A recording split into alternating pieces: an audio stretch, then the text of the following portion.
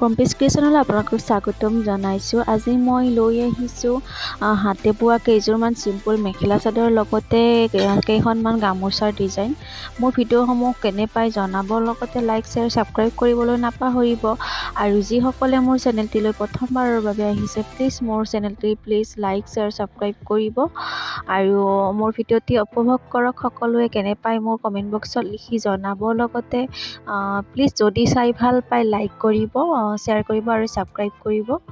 আৰু কেনেকুৱা ধৰণৰ ভিডিঅ' লাগে প্লিজ মোক কমেণ্টত লিখি জনাব সকলোৱে।